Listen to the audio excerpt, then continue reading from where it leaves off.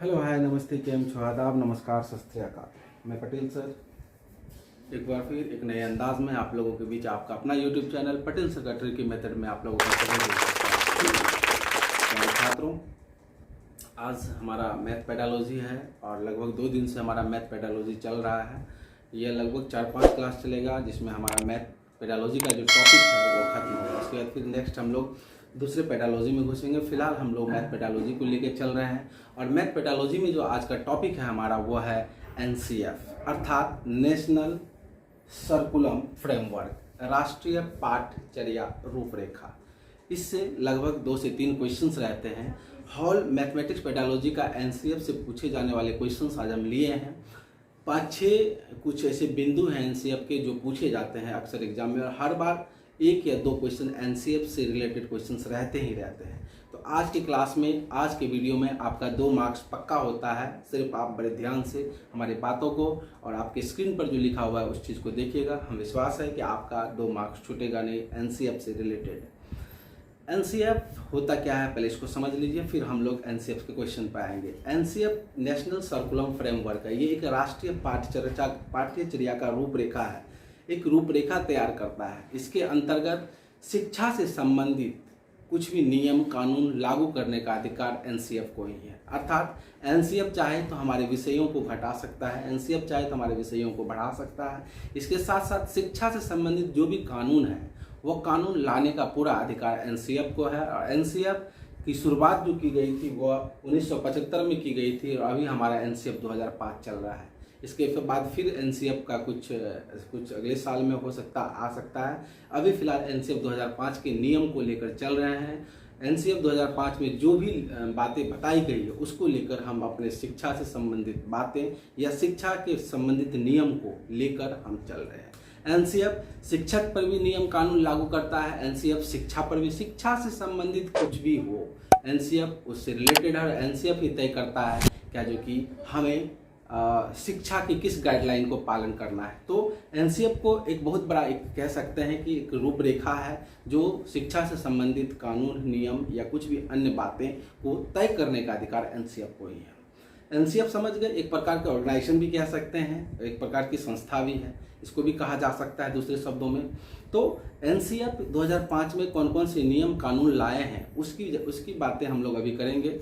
फिलहाल math pedology है तो एनसीएफ से रिलेटेड कुछ क्वेश्चंस जो बराबर आते हैं सीटेट के एग्जाम में उससे रिलेटेड क्वेश्चंस आज लिए हैं। हमारा टॉपिक अभी जो है वो है एनसीएफ अर्थात नेशनल सर्कुलम फ्रेमवर्क, राष्ट्रीय पाठचर्या रूपरेखा। चलिए सीधे हम अपने स्क्रीन पर आते हैं।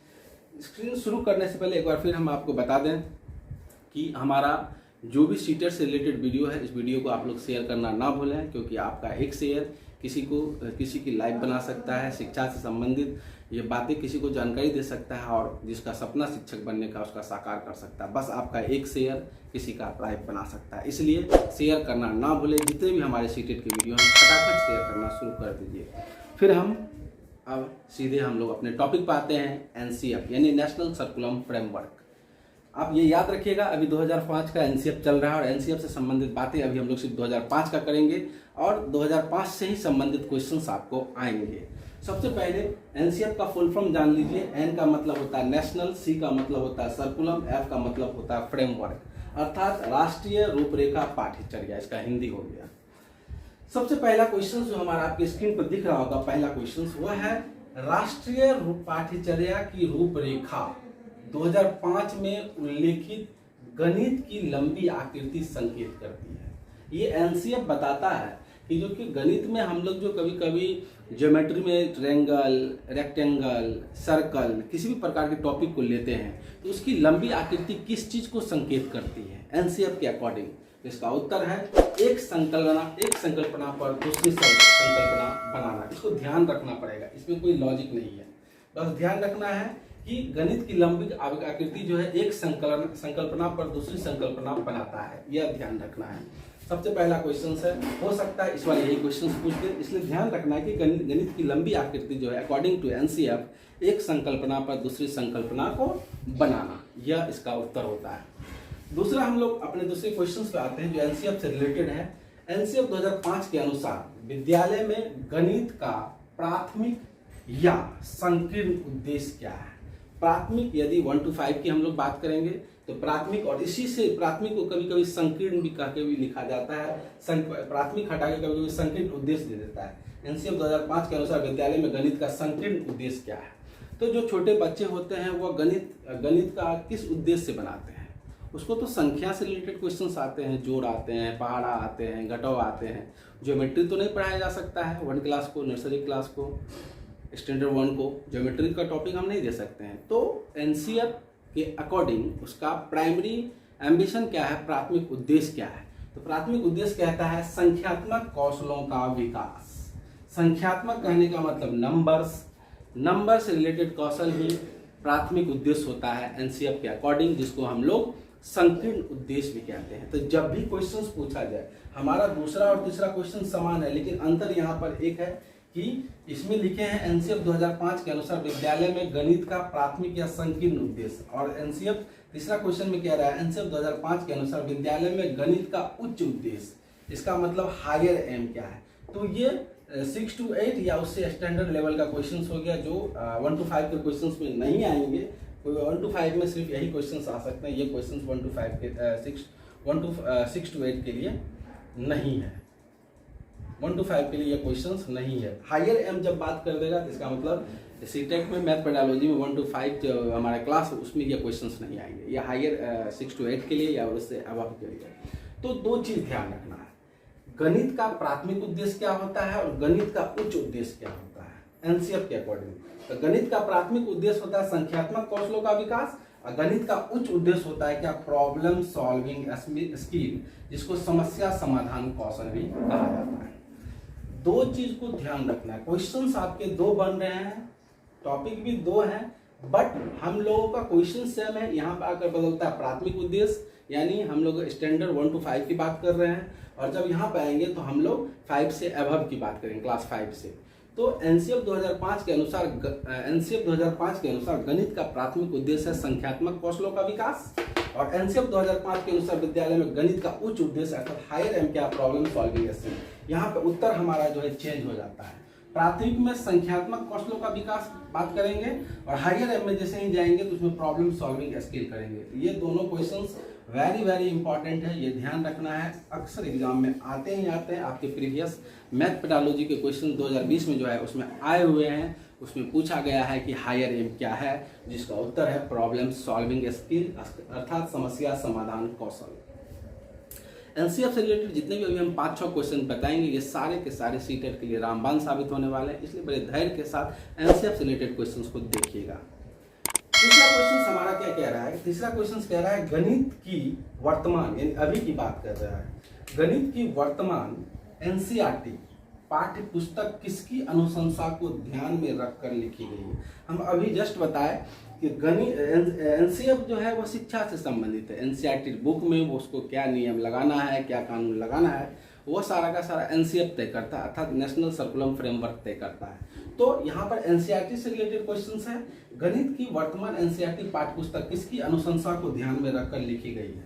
तो अभी हम क्या बताएं कि अभी कौन सा एनसीएफ चल रहा है, एनसीएफ 2005 के अनुसार अभी हम लोग किसी भी चीज का शिक्षा से संबंधित गाइडलाइन को फॉलो कर रहे हैं। तो यहाँ गणित की अगर बात कर रहा है, एनसीईआरटी पुस्तक की बात कर रहा है, तो कौन करेगा, राष्ट्रीय पाठ्यचर्या 2005 के अनुसार, अर्थात इसका इंग्लिश हो जाएगा एनसीएफ 2005। ये ध्यान रखिएगा। तो जब भी अगर बात करेगा, अभी तो एनसीएफ 2005 के नियम को लेके चल रहे हैं, तो पुस्तक में नियम कानून जो भी तय होगा वो अकॉर्डिंग टू एनसीएफ 2005 के अनुसार होगा। 2005 के बाद फिर एनसीएफ दूसरा नियम कानून लाएगा। फिलहाल अभी हम लोग 2005-2021 में 2005 को ही ध्यान रखेंगे। तो ये हमारा तीसरा क्वेश्चन भी हो गया। फिर से क्वेश्चन को हम रिपीट कर देते हैं कि गणित की वर्तमान एनसीईआरटी पाठ्य पुस्तक में किसकी अनुशंसा को ध्यान में रखकर लिखी गई है, तो एनसीएफ 2005 अर्थात राष्ट्रीय पाठ्यचर्या 2005 के अनुसार। अगला क्वेश्चन कह रहा है हमारा, एनसीएफ 2005 की रूपरेखा में गणित शिक्षा का स्थान 2 महत्व को ध्यान में रखकर किया गया है। यानी गणित में शिक्षा का क्या स्थान है, यह 2 पॉइंट पर निर्भर करता है। दोनों पॉइंट को ध्यान रखिए, कोई एक पॉइंट आपको ऑप्शंस में रहेंगे ही रहेंगे। पहला पॉइंट कहता है गणित शिक्षा, गणित को रखने का क्या उद्देश्य है अकॉर्डिंग टू एनसीएफ। गणित सब्जेक्ट हम लोग क्यों पढ़ते हैं, एनसीएफ के अनुसार क्या उसका उद्देश्य है। तो पहला उद्देश्य एनसीएफ कहता है गणित शिक्षा जो है प्रत्येक विद्यार्थी के मस्तिष्क को व्यस्त रखता है, वास्तविक में इंगेज रखता है। यदि आप जोड़ बना रहे हैं तो 2 + 3 कितना होता है, उसको जोड़ने में थोड़ा सा भी अगर हमारा ध्यान भटक जाता है तो वो कैलकुलेशन फिर से हमको करना पड़ जाता है।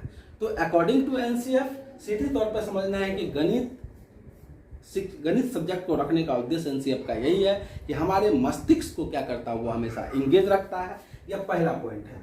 दूसरा, गणित की विद्यार्थी की क्षमता को भी सुदृढ़ करता है, मजबूत करता है, हमारे कौशलों को भी बढ़ाता है, हमारी क्षमता को भी बढ़ाता है। गणित आज हम जोड़ सीखे तो कल हम ज्योमेट्री सीखेंगे, तो यह हमारे कैपेसिटी को भी बढ़ा रहा है, साथ साथ जो है हमारे माइंड को क्या कर रहा है, इंगेज कर रहा है। तो गणित शिक्षा एनसीएफ के अकॉर्डिंग लाने का 2 महत्व है। तो सबसे पहला उसके मस्तिष्क को इंगेज रखना, दूसरा उसके कैपेसिटी को बढ़ाना, क्षमता को बढ़ाना। यह एनसीएफ 2005 के अकॉर्डिंग गणित रखने का उद्देश्य है। अब ये हमारा 1 2 3 4 5 ये 5 क्वेश्चंस में हम लिख के दे देते हैं, 3 क्वेश्चंस आएंगे ही आएंगे, आपको कोई नहीं काट सकता है। सिर्फ हम मैथ पेडालॉजी की भी बात कर रहे हैं। एनसीएफ का फ्रेमवर्क एक क्लास हम सिर्फ और सिर्फ एनसीएफ पे लेंगे, उसमें सारे पेडालॉजी आ जाएंगे। तो एनसीएफ क्या क्या बताता है, क्या क्या नियम लागू करता है, ये सारा का सीरीज फिलहाल हम लोग किसी एक प्रॉपर वीडियो में सिर्फ और सिर्फ एनसीएफ से रिलेटेड टॉपिक को पढ़ेंगे। अभी हम लोग मैथ पेडालॉजी पढ़ रहे हैं, तो इसलिए मैथ पेडालॉजी विथ एनसीएफ 2005 है। अब अगला अर्थ है, हम यहाँ पर भी जस्ट बताएं, यह भी ध्यान रखना है एनसीएफ का क्या अर्थ होता है, नेशनल सर्कुलम फ्रेमवर्क, यानी राष्ट्रीय रूपरेखा पाठ्यचर्या। ये आप लोगों के आईक्यू के लिए हम लिखे हैं। एनसीएफ शुरू कब किया गया था, 1975 में, और शुरू करने के साथ साथ वो 22 भाषाओं के साथ शुरू किया और 17 स्टेट में यह लागू किया गया है।